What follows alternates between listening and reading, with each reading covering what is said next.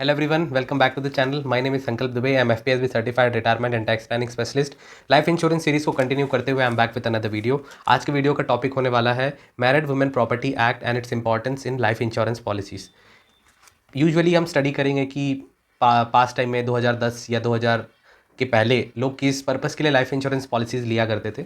उस टाइम उतना savings investments का अवेयरनेस नहीं था और ज़्यादा सब्स्टिट्यूट या अल्टरनेटिव्स भी नहीं थे. तो यूजुअली लोग फॉर सेविंग्स पर्पस या इन्वेस्टमेंट के लिए लाइफ इंश्योरेंस पॉलिसी को प्रेफर किया करते थे. एंड जो प्रोटेक्शन का जो ऑब्जेक्टिव रहता था उस पॉलिसीज़ में या लाइफ इंश्योरेंस में वो सेकेंडरी होता था. जैसे कि एक हस्बैंड ने अपने नाम पे लाइफ इंश्योरेंस पॉलिसी ली तो it's a form of a compulsory and enforce savings जो वो एक्यूमुलेट करते थे, जो अपने फ्यूचर कोर्स ऑफ टाइम में जो भी फिनेंशियल गोल्स है उसके लिए यूज़ करेंगे. साथ ही साथ लेट से खुदा ना खास्ता हस्बैंड को कुछ हो जाता है तो जो वाइफ एंड किड्स हैं they can be the nominee and the उसका जो लाइफ इंश्योरेंस का डेथ बेनिफिट का पैसा है वो वाइफ और चिल्ड्रन को चले जाएगा by the means of which he can ensure there financial security. इसमें क्या होता है, जो नॉमिनेशन जिस तरीके से किया जाता है जिसमें वाइफ को नॉमिनी बनाया जाता है, इंडियन सक्सेशन एक्ट बोलता है कि जो नॉमिनी है he is not the actual beneficiary.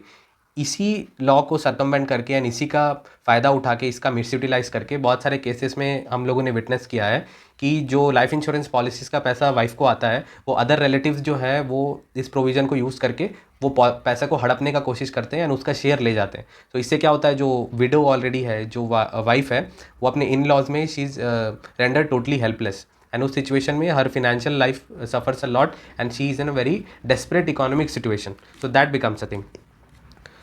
अभी क्या है कि जो नॉमिनी है that is not the beneficiary and how married women property act can actually help to solve this type of problem in which जो नॉमिनी है he will become the absolute rightful owner of the proceeds from the life insurance policy.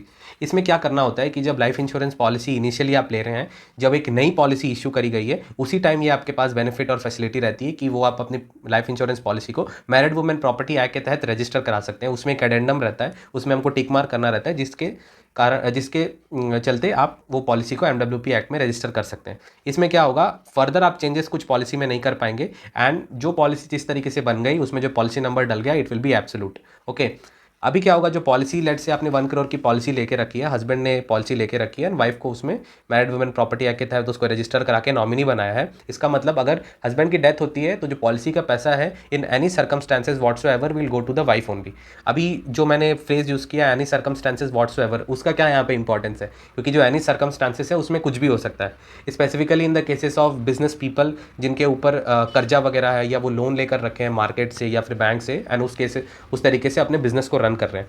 Let's say ये एक business person है and he has taken multiple loans to run the business and is operations and किसी case में इनका death हो जाता है and जो अनसिक्योर्ड लाइबिलिटीज़ थी उसको पेमेंट करने का प्रॉब्लम आ जाता है because he is no more around and उनका जो एसेट्स वगैरह है या प्रॉपर्टीज़ है, तो कोर्ट क्या करेगा, court will give the judgment and he will pass an order की क्रेडिटर्स को रीपेमेंट करने के लिए that party has to liquidate the assets. But इसमें क्या हुआ, husband had taken certain business decision, he had taken the loan, but why should the wife and kids suffer because of that. उनका जो properties वगैरह होगा या जो भी लिक्विडिटी कैश वगैरह मेंटेन है तो वो इस चीज़ को रीपेमेंट करने के लिए ड्रेन आउट हो जाएगा.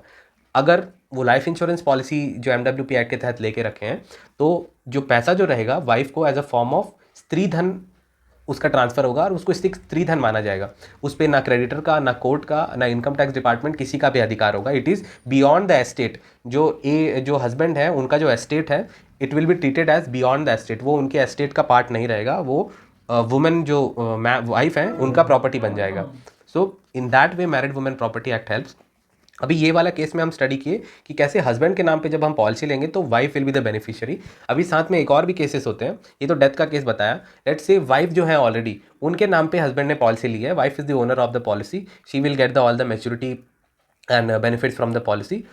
ये वाइफ के नाम पे इस सिचुएशन में लेने से ये फ़ायदा होता है, वो पॉलिसियाँ जिसमें इन्वेस्टमेंट कंपोनेंट होता है. It can be a pension policy, unit linked insurance policy, endowment policy, whole life policy और any type of policy which is required in the portfolio and suitable as per the risk profile of the client. तो उनके case में अगर उन्होंने एक तरीके की policy ले रखी है तो वुमेन के नाम पे है और मैरिड वुमेन प्रॉपर्टी एक्ट में वो रजिस्टर्ड है, तो वो जो पॉलिसी में जो भी प्रोसीड्स है maturity that will be the women will be the rightful owner of that things. Okay, and इस चीज़ में वो नॉमिनी अपने हस्बैंड को यहाँ पे बना देंगी. तो कल के डेट में कुछ भी टैक्स का प्रॉब्लम आता है, जो हाई प्रोफाइल बिजनेस फैमिलीज वगैरह रहती है उनके ऊपर भी पॉलिटिशियंस का नज़र वगैरह बना रहता है, उनके कॉम्पिटिटर्स रहते हैं. Some people try to rat out each other by giving some notice to the income tax department और giving some sort of leakaging the information. तो उससे रेड वगैरह भी पड़ती है किसी जीएसटी का या फिर इनकम टैक्स का. तो उसमें क्या होता है कि जो प्रॉपर्टीज़ है या फिर उनका जो मनी वगैरह है उसको सीज कर लिया जाता है. बट जो लाइफ इंश्योरेंस पॉलिसी अगर वाइफ के नाम पे मैरिड वुमेन प्रॉपर्टी एक्ट के तहत ले रखी गई है, उस पर कोर्ट स्टे ऑर्डर नहीं लगा पाएगा. And the women will have the discretion and the independence to use that उस पॉलिसी को सरेंडर करके, या अगर उसकी मैच्योरिटी आ गई है तो उस पैसा को the wife can actually use. So certain cases में वी हैव ऑब्जर्व कि the families who feel this type of risk is there, we have sat with their accountants and studied with them कि we will take a big policy which has a more investment component and we will invest in the name of the wife so that this asset class can grow in its own and external creditors और third parties को उस पर कुछ claim नहीं रहेगा. So it will act as a पूरा lock shield के तरीके से, एक vault के तरीके से काम करेगा, जो in the eyes of law is legal and also well protected from the outside parties. तो ये सारी चीज़ें हैं जो MWP एक्ट के तहत एक पार्टी जो है, एक क्लाइंट है, can take the benefit out of it. And specifically business class के लिए ये चीज़ बहुत इंपॉर्टेंट हो जाता है. I hope you guys got some value out of this video. ये वीडियो रिलेटिवली छोटा था मेरे अलग वीडियो से. So please share this video to your friends and families, and उन लोगों को भी शेयर कीजिए जो बिजनेसेस में है या सेल्फ एम्प्लॉयड है, and how they can actually learn this concept and use to their own advantage.